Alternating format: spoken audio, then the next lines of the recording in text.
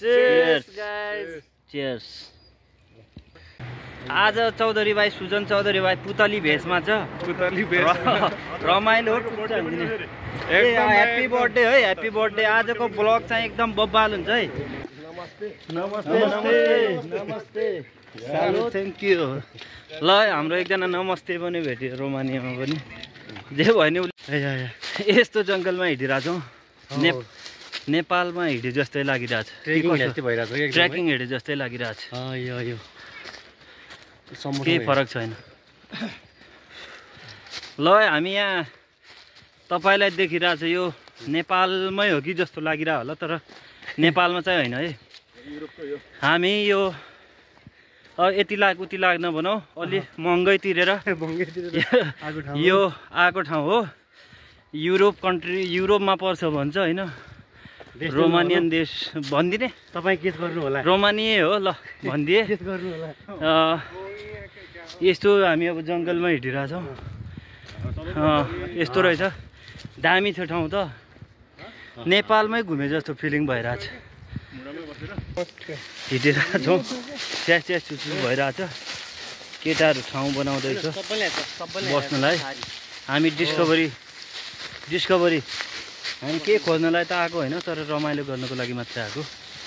बस्ने ठाउँ है, अब बस्नु पर्यो। अब बस्ने हो, केटाहरू चट्ट बस्ने, गफगाफ गर्ने, रमाइलो गर्ने है। अलिकति गर्मी भयो। हामी तलबाट आएको, तलबाट पक्की सडक छ होइन। हामी बस्ने भनेको ऊ त्यो माथि त्यो डाँडाको उताबाट हो।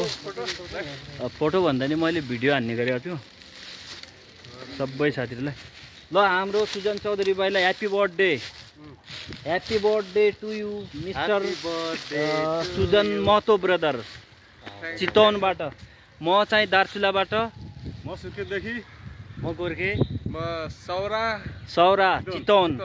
चितवन हात्ती हेर्ने भए चितवन जानु, सम्पर्क राख्नु। शान्तिको लागि गोर्खा जानु, बर्दियाको लागि प्रख्यात सुर्खेत। ल अब सुर्खेतमा नेपालकै नमुना एउटा रङ्गशाला बनिएको छ। सुर्खेतमा 10औं कि कति 10औं राष्ट्रिय खेलकुद हुने भन्ने छ। सुर्खेत जानु होला। अनि दार्चुला चाहिँ अपी हिमाल हेर्नलाई आउनु होला है। Okay, thank you. हाम्रो क्याम्प बसिसकेको छ केटाहरूसँग। केही छिनमा सुरु हुँदैछ। हाम्रो यता सुजन मिजुको आज बर्थडे हो। Happy birthday Miju. तिमीले सोचेको सबै पुरा होस्। रोमानिया पाओस्। घोलले दुईटा एकैचोटि जुम्ला छोरा पाओस्। हो। तर ब्रो भित्र त मान्छे टन्नै आउँदो रहेछ। मान्छे त कति हो धेरै छ। तर उताको भन्दा पनि हामीले ठाउँ थाहा नपाएर रहेछ है। यो ठाउँमा धेरै रमाइलो रहेछ है। उताभन्दा झन् रमाइलो रहेछ यो ठाउँमा। घुम्नलाई नि एकदम दामी ठाउँ। 2 लाखको रक्सी यो बियर। 2 लाख। अब हामीले त एक महिनाको साली ल्याएको, 2टा मात्रै लेखा आज। बस मात्र है। खानै नसकिने यार। लास्ट त्यो 2 लाखको भनेपछि लास्टको कति रे 3-4वटा जिरो काट्नु, त्यसपछि ठ्याक्कै आउँछ। हामीलाई यो के रे जुस भन्छ है, जुस खानु पर्यो, ओरेन्ज जुस। ल अब केटाहरूको चिसो छारीमा बसेर अब चिसो खानुपर्छ। चिसो अर्ना बियर नेपालमा। यता कुन बियर हो यो? हाइडुक बियर। हाइडुक एकदम राम्रो। तर राम्रो हुन्छ अरे, एकदम टेस्ट।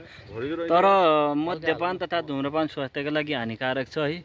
कसैले नपिउनु होला। तर यहाँ अलिकति रमाइलो गर्दैछन् केटाहरूले। कहाँ यो बियर हो त नि, यो त यस्तो फिजाउँछ नि। ल चेयर्स गाइस, चेयर्स।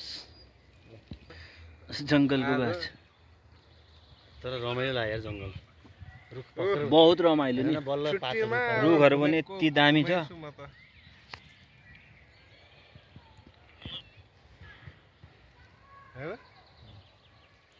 दामी ठाउँ छ यार।